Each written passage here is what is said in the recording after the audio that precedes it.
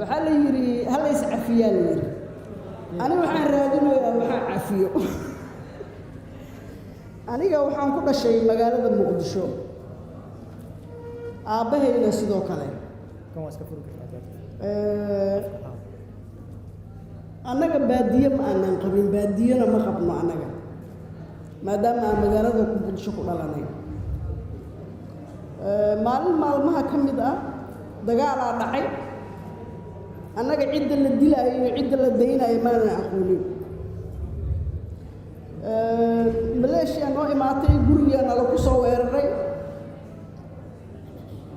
aabbo waa la dilay ninkayga waa la dilay adeero iyo abtiyaal qoyskayga intii badnayd maalintaas waa la dilay aniga waxaan ku jiray marka xubno baxay oo lugeeyey waxaan ka soo lugeeyey gubadley meel la yidhaahdo xaaji cabdi waxaa laga yaabaa in qaarkii yaqaanaan waxaan lugti ku imaaday madiinaan lugti ku imaaday dad aan ka aqaanay waa la iqaxiyey waxaa la igeeyey baydhabo baydhabo markaan 5 maalin joognay nin la yidhaahdo waxaa noogu yimid Umar Jees Umar Jees meeshina nala ku qabsaday baabuurkii xumaayo la isiyo lagu qaxiyay meeshina nala kaga qaatay aniga iyo carruurtayda iyo hooyaday meeshina lagu ka bilownay waxaan lugeynaynay 15 maalin de maalintii ma lugeyn kartid dadka aan ku dhex lugeynaynaa waa reer Baydhabo ma afnaqaano dilkeena aad u fududaanaya marka habeenkiina waa la socon jirnay maalintiina geedaha hoostooda iska seexanaynay dadku darmay isticmaalaan anaga darmamaana wadanin go'ayaasheenaan dhiganaynay 2 go'aan wadanaa iyo 2 gabasaaro waaweyn hal jeeg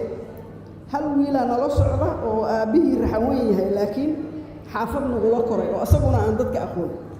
marka qabiilkiisu noo sheegaa haddana 5 daqiiqo kadib waa ilowna waa lagu soo celiyaa waa soconay waxaan tagnay Mandheeraan tagnay socodkeenii dheeraa ma naqaano dadkii deegaankiina ma naqaano qofka ugu horeeya oo nala hadlaa 2 eray oo Soomaali iyo 2 Sawaaxili oo noo dhiibaa jahawareer fara badan kadib aniga waxaan wataa 5 carruur oo agoon ah waxaan la daalaa dhaco ilmahaygu waa koriyey jaamacadaan gaarsiiyey ilaa heer jaamacadeed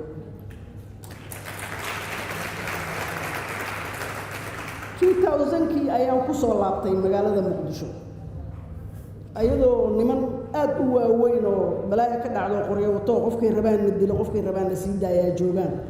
oo qabiil dantooda ahayn just waxay ayaga cunaan kaliya iyo amaawiirtooda inay fusho kaliya ku shaqaystaan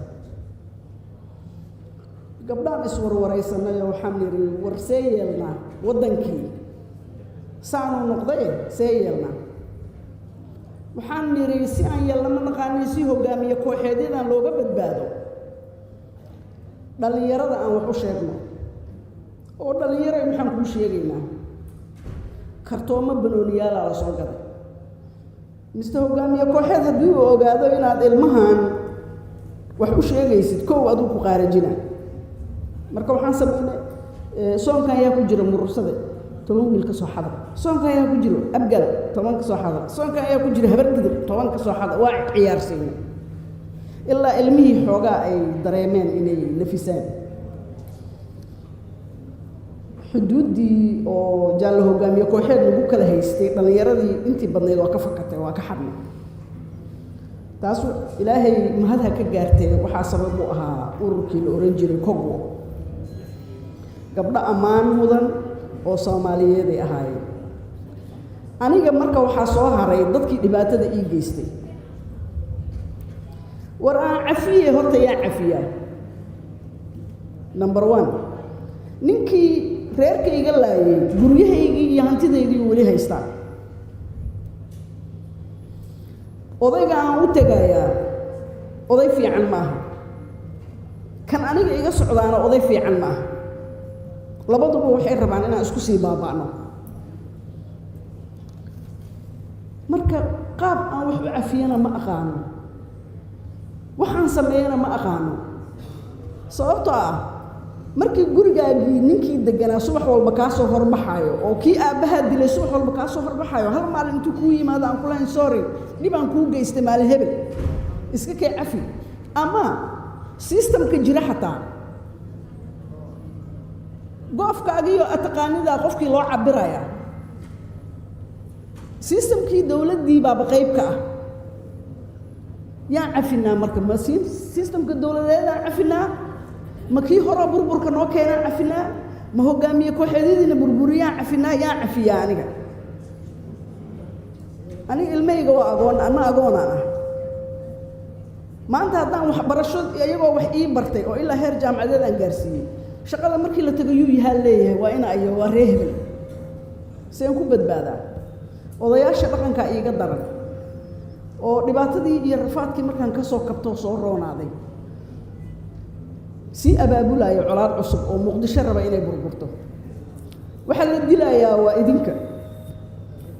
waxaa la dilayaa waa cid kasta marka dhalinyaro waxaan idin dhihi lahaa colaadaha ha ka qayb gelinina aniga muhiimadda iigu muhiimsan waxaa waa intaas waana mahadsantihiin